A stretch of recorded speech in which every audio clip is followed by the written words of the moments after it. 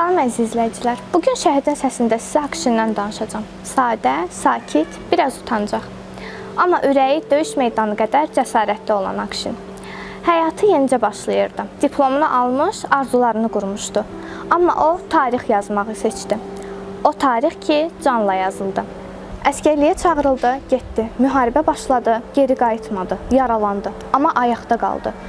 Yoldaşlarım ölümlə üz-üzəykən mən burada qala bilmərəm deyib yenidən səngərə qayıtdı. Buna görə də Akşin sadə bir əskər deyildi. O vətən əmanəti idi.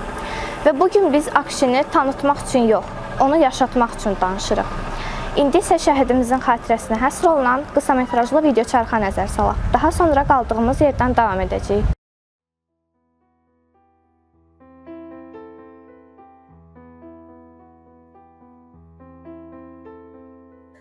Novruzov Akşin Şahinoğlu 1998-ci il avqustun 15-də Bakı şəhərində anadan olub. Orta məktəbi bitirdikdən sonra Əmək və Sosial Münasibətlər Akademiyasına qəbul olmuşdur. Ali təhsilini başa vurduqdan dərhal sonra hərbi xidmətə yollanmışdır. Cəmi 3 ay 3 gün xidmət etmiş və Daşkəsən Kəlbəcər istiqamətində yerləşən Tabor bölgəsində şəhidlik zirvəsinə ucalmışdır. Bu hadisə 13 oktyabr 2020-ci ildə baş vermişdir. O, hər oğula nəsib olmayan, fəxr ediləsi bir məqama şəhidlik zirvəsinə yüksəlmişdir.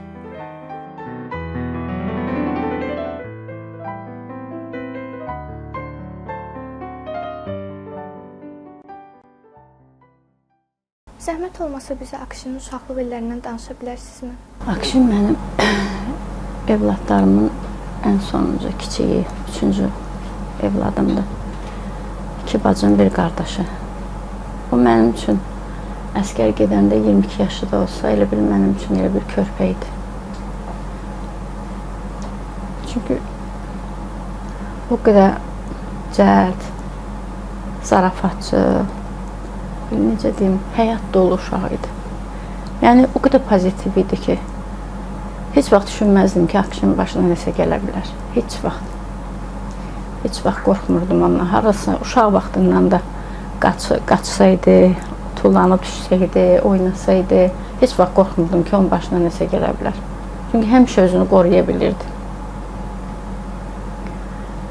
Heç düşünməzdim ki, əskəriyə gedəndə belə bir şey başına gələr. Akşinin o qədər gözəl hər xasiyyəti var idi. Yəni, hamı ilə mehriban, gülərüz, yəni hamımı səmimi qəbul edirdi. Heç vaxt pis fikirli olmadı, heç vaxt. O qədər xasiyyəti mükəmməl idi, dostları da seçəndə mükəmməl seçirdi. Yəni, o uşaq vaxtından məhəllədə hansı uşaqlarla dostluq eləmişdi, daimi də getdi o uşaqlarla dostluğa. Adi əskər yoldaşları ilə 40 gün bir yerdə olub, onlarla o qədər mehriban olub ki. Yəni, onlar hələ də, necə deyərlər, onun həsrətini, onun üçün darıxırlar, onun söhbətləri üçün, onun gülüşü üçün, onun zarafatları üçün. Yəni, çox istiqamlı uşaq idi. Mən onun şəhid olana kimi elə də dərinliklə varmırdım da, fikirləşirdim ki, adi bir insandır.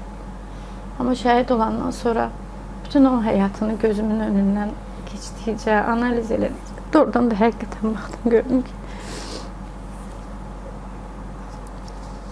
mənim oğlum o məqama layiqli oğluydu. Yəni, o şəhidlik hər kəsə nəsib olmur.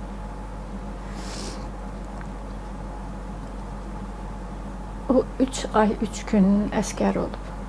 3 ay 3 gün. Oktyabrın 13-ü 5 il tamam olur onun şəhid olmağı. Əskər gedəndə mənə dedi ki, mama, bir ilə gözü açıb yumacaqsan, 1 il keçəcək.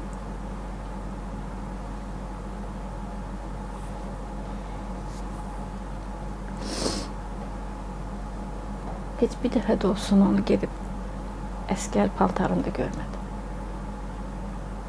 Allah nəsib eləmədi mənə.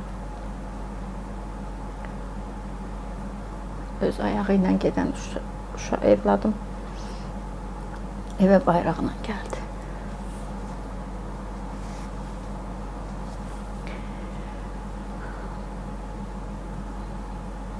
Çox çəkirəm onun həzrətini, çox. Onun hər sözü, söhbəti mənə ilə idi. O qədər heç nəyi məndən gizlətmir ki, o yaralı olanda da evə zəng eləyəndə 5 dəqiqədən artıq danışmırdı mənlə. Ki, birdən mənə deyər ki, mən yaralıyam. 12 gün xəstəxanada yatdı. Hər gün evə zəng elədi, bir dəfə demədi ki, mən xəstəxanadayım. Gör Allahın yazısına bax ki, çıxdığı günün səhərsiz şəhid düşdü. Xəstəxanadan çıxdığı günün, oktyabrın 12-si xəstəxanadan çıxıb, 13-ü səhər şəhid oldu. Həmişə mənə deyirdi, ana, hər şey gözəl olacaq, hər şey yaxşı olacaq. Mənim ancaq istəyim odur ki, şəhidlər unudulmasın. Heç vaxt unudulmasın. Onların o mərd hərəkətləri hamıya örnek olsun. İndi onu xatırlayanda gözünüzdə ilk olaraq hansı xatirəniz canlanır? Akşinin heç bir anı mənim yadımdan çıxmıyor. Heç bir anı. Onun hər içəri girib evə daxil olan kimi birinci məni qucaqlayıb öpməyi, ən çox da sevirdi, alnından öpürdü. Anam, salam, necəsən? Bugün günün necə keçdi? Hər gün onu soruşurdu. Hər gün. Yəni onun hər saniyəsi, hər dəqiqəsi, onun oturub çay içməyi, onun səhər yeməyi o qədər səliqəli idi ki, hər şeyə diqqət yetirirdi, hər bir şeyə. Yəni mən o balaca idi, birinci sinifə gedirdi, mən işləməyə başladım. Yəni mən bir dəfə onun tört-töküntüsünü yığışdırmadım, həmişə özü yığışdırdı. Həmişə səliqəli, səhmanlı. Küçədə kiminənsə dalaşsaydı, o evə üstü başı çikili gəlməzdi. Heç vaxt. Əskər yoldaşlar da deyir ki, təlimdə deyir, üstümüz toz içində olurdu. Akşin sırası öz su qapısından su töküb, əlini ısladıb üstünün zadını çırpırdı. Heç xoşlamırdı üstü çikili qalsın. Ayaqqabısı həmişə par-par parıldayırdı. Özü öz paltarlarına diqqət yetirirdi. Mən ki işləyirdim deyə heç vaxt məni yormazdı, heç vaxt məni incitməzdi. Ana, mən bu paltarımı səliqəyə sağlaya bunu elə. Özü səliqəsinə özü fikir verirdi. Ürəyi nə istəyirdi, pişirirdi, yeyirdi. Bir dənə altı bazar evdə olurdum. Ən xoşladığı səhər yeməyi yumurta çörəyi idi. Səhər yuxudan duran kimi mən pişirirdim, durğuzurdum ona ki, akşam bax, mama qurban, evdəyəm bu gün, sənə yumurta çörəyi pişirmişəm. Dururdu sevinə-sevinə, bir yekə bakal çaşkası var idi, ondan bir çay, şirin çay eləyirdi, otururdu, yeyirdi. Hər bir hərəkətinə heyran idim onun. Onun danışığına, oturuşuna, duruşuna, yeməyinə.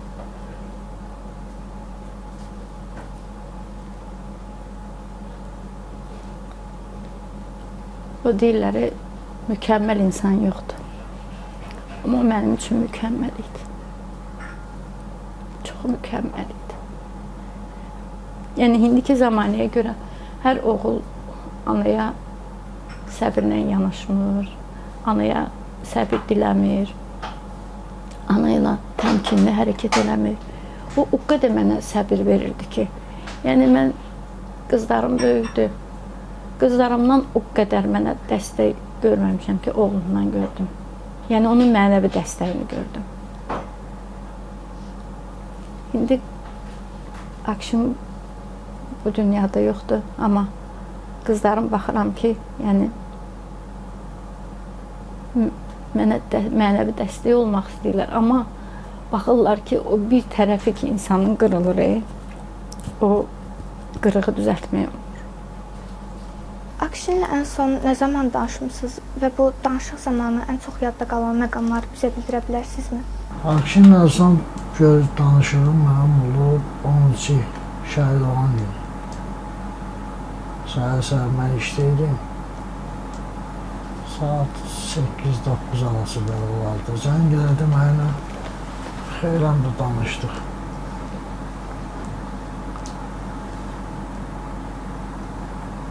Bilirdim o Gəncədə, bilirdim gəndə ki, o Gəncəyə getmişdi, 3 ay Gəncədə qalmalıydı. 777-də. Sənədimə bu yaralıdır, hospitaldadır. Heç nəyi bildirmədilər bizə. 13 gün səhər danışdım o ilə. Halallıq istədi məndən. Bana dedi ki, hər şey halal lehine. Mən də elə bir əvvəl fikir vermədim, sağollaşdıq. Sağollaşandan sonra birdən bu söz mənə tutuşub, mənə halallığını yesir. Sonra Əmrəyə 3-4 dəfə zəng elədim, cavab verim olmadı. Axşamdakı yazı gəldi. Fəxr edici oğlan olub. Fəxr eləməli uşaq olub. Arzu edirəm ki, bütün cavanlarımız bu cür vətənpərvər, bu cür ürəkdə, bu cür səmimi uşaq olsunlar. Akşin sizin üçün necə dostuydu? Biraz onun haqqında danışa bilərsiniz. Akşin mənim üçün çox gözəl dost olub. Dostdan əlavə qardaş kimi olmuşuq, biz uşaqlıqdan bir yerdə böyümüşük. Akşin həm etibarlı dost olub, həm həmişə bizim yanımızda olub. Aramızda bir yaş fərq olmasına baxmayaraq, biz onu bir böyük kimi görürdük yanımızda. Məsləhət alanda həmişə Akşindən məsləhətləşirdik ki, bunu necə eləyək, nətər eləyək. Yəni, Akşin həqiqətən də hörmət qazanan, hörmətsiz bir adam olub. Dostların içərisində, ətrafda, harada olursa olsun, həmişə hörmət qazanan biri olub. Ən əsası da mənim üçün çox etibarlı dost olub. Çox sirrimiz olub, bir yerdə danışmışıq, bölüşmüşük və dərd ortağımız olub, bir yerdə olmuşuq həmişə. Allah rəhmət eləsin bütün şəhidlərə də Akşində, həmçinin içində. Akşinlə olan ən yadda qalan uşaqlıq xatirəniz hansıdır? Akşinlə yadda qalan uşaqlıq xatirələrimiz xeyli çoxdur. Biz uşaqlı dostluq məhəlli böyümüşük, bir yerdə böyümüşük. Xatirələrimiz demək olar ki, danışmaqla qurtarmazlar xatirələrimiz. Akşin özü, biz bir yerdə, çox vaxt uşaq vaxtı bir yerdə 4 nəfər olmuşuq, 4 dost olmuşuq, bir yerdə həmişə əylənmişik, demişik, gülmüşük. Akşinə, məsələn, ən çox istədiyimiz futbol oyunları bir yerdə daha çox oynamışıq, bir yerdə. PlayStation ən çox maraq göstərdiyimdən biri oydu. Ən çox bu üstündə keçib, düzü çox xatirələr olub. Belə pis xatirələrimiz əsbab olmayıb, hamısı xoş xatirələrdir, mehriban olmuşuq, bir yerdə olmuşuq. Akşini ilk dəfə görəndə diqqətinizi nə çəkdi? Akşin barədə həmişə danışanda ilk şey o olur ki, əsas onun yadda qalan şeylərdən biri onun şramı idi gözünün üstündə, bir də onun gülüşü idi. Əsasən hamı o şeylərdən tanıyırdı. Amma mənim üçün ilk baxışlardan yadda qalan onun o baxışları idi. Onun baxışlarından çox şey hiss edirdim və mənə çox fərqli gəlirdi digər əsgər yoldaşlarımdan. Akşin elə bir xarakterə malik idi ki, o heç nədən qorxmurdu. Hətta elə momentlər olurdu ki, biz malda üsulda söhbətləyəndə ki, söhbət düşmüşdü ki, bunun valideynləri istəyirdi ki, saxlamaq Gəncədə və yaxud digər hərbi hissəyə göndərməyə. O həmişə deyirdi ki, pul da olsa, nəsə olsa, yenə də qaçıb gedəcək, dağlara qalxacaq. Heç nədən heç vaxt qorxmurdu. Və mən düşünürəm ki, düzdür, o söhbət olanda mən çox təəccüblənmişdim və başa düşməmişdim anidən. Amma zaman keçdikdə başa düşürəm ki, onun xarakterinə uyğun o ən düzgün qərar verdi. Çünki Akşin həm də əgər bilsəydisə, bu son məqamı belə olsaydısa, o yenə də gedəcəkdi. Çünki o heç vaxt heç nədən qorxmurdu və ən əsası ilk növbədə əsasən valideynlərini düşünürdü. Düşünürdü ki, qabaqda digər əsgər yoldaşları var, qabaqda digər əsgər yoldaşların anası gözləyir və o düşünürdü ki, o heç arxada olmayacaq. O çox bir mərkəyə sahib olan bir insan idi. Ona görə mən düşünürəm ki, yenə də o bilsəydi ki, belə bir məqam olsaydısa, o yenə də gedəcəkdi.